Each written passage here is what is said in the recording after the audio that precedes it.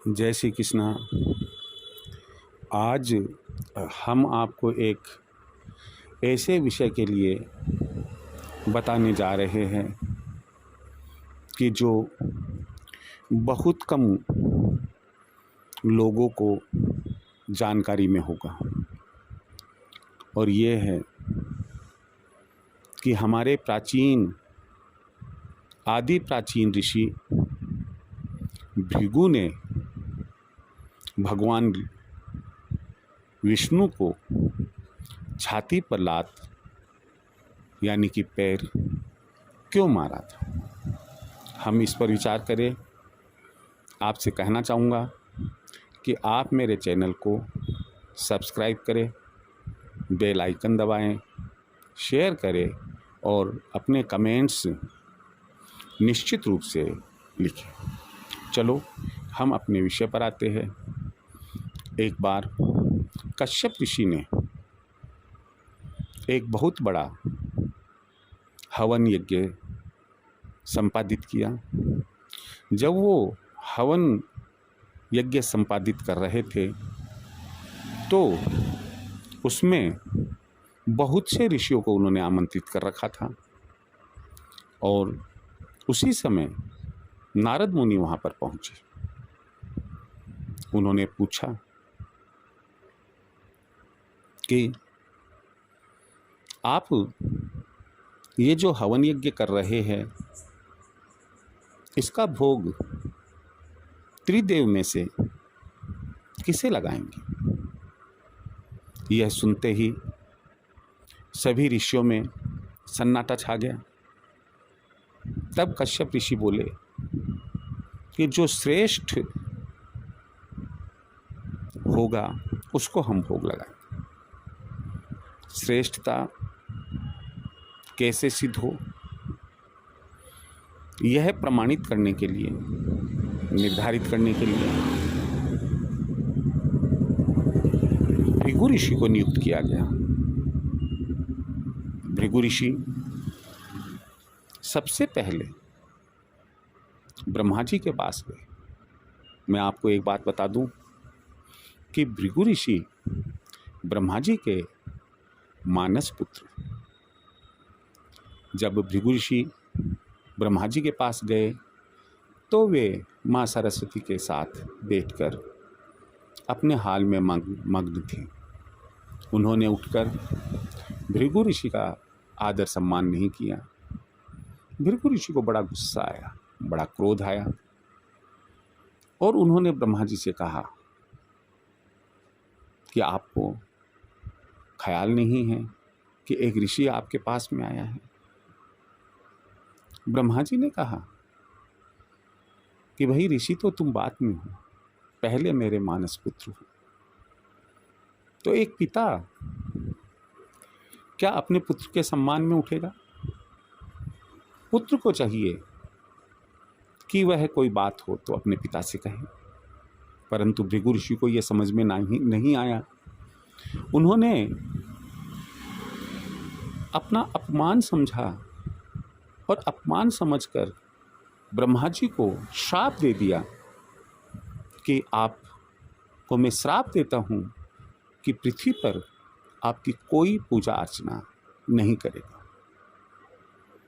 श्राप देने के बाद वे कैलाश पर्वत शिव जी के वहाँ पहुँचे। शिव जी भी उस समय माँ पार्वती के साथ थे। द्वार पर नंदी पहरा दे रहे थे। भृगु ऋषि ने कहा कि जाओ और कहो कि मैं मिलने के लिए आया हूँ। नंदी ने कहा अभी भोलेनाथ माँ पार्वती के साथ विश्राम कर रहे हैं, इस वक्त वो किसी से भी नहीं मिल पाएंगे। भृगु ऋषि क्रोध में आए और क्रोध में आकर वे गुस्से से नंदी की बातों की अवहेलना करते हुए वहां पहुंच गए जहां शिव पार्वती दोनों मौजूद थे। दोनों को वार्तालाप में मग्न देखा। उठकर उन्होंने भी उनका आदर सत्कार नहीं किया।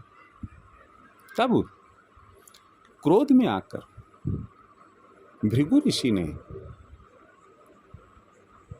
भगवान शिव को शाप दिया कि आप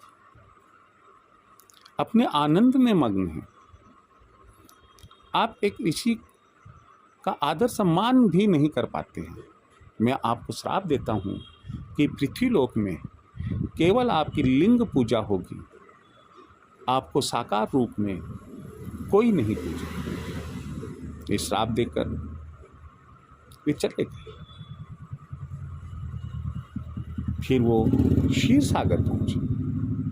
वहाँ शेषनाग की सैया पर भगवान विष्णु आंख बंद किए हुए अपने लेटे हुए थे, अपने योग निद्रा में थे। माँ लक्ष्मी उनके चरण दबा रही थी। भृगु ऋषि वहाँ पर पहुँचे। अपना अनादर समझते हुए बजाय उनको जगाने के सीधे उनके सीने पर, उनकी छाती पर लात मारती, पैर मारती। जैसे ही छाती पर विष्णु भगवान के पैर पड़ा, उन्होंने भृगु ऋषि के पांव पकड़ लिए और कहा कि ऋषिवर, मुझसे बहुत बड़ी भूल हुई। मैं योग निद्रा में था, मैं ध्यान में था, मुझे ख्याल नहीं रहा कि आप यहाँ पधारे हैं। मुझे आपका उठकर आदर सत्कार करना चाहिए था। मेरा सीना, मेरी छाती वज्र जैसी है। आपके पाँव को कहीं कोई चोट तो नहीं लगी है। और वो भृगु ऋषि के पाँव सहलाने लगे। भृगु ऋषि को ख्याल आया कि यही वो त्रिदेवों के देव है, त्रिदेवों में एक देव है जिसे हम भोग लगाते, जो त्रिदेवों में श्रेष्ठ स्थान पर है, श्रेष्ठ है। और इस तरह से इस कथा के माध्यम से हमें जानकारी मिलती है कि भृगु ऋषि ने किसी अन्य सांसारिक या वैश्विक किसी अन्य कार्य के लिए भगवान विष्णु को लात नहीं मारी थी। केवल श्रेष्ठता देखने के लिए कि त्रिदेवों में श्रेष्ठ कौन है, उन्होंने अनायास लात मारी थी। और उनकी विनम्रता देखकर, भक्तों के प्रति, ऋषि मुनियों के प्रति आदर भावना देखकर भृगु ऋषि ने ये घोषित किया और ये पाया भी कि वही त्रिदेवों में श्रेष्ठ है। मुझे उम्मीद है कि अगर आपने ये बात पहले नहीं सुनी होगी तो आप इससे लाभान्वित होंगे। जय श्री कृष्ण।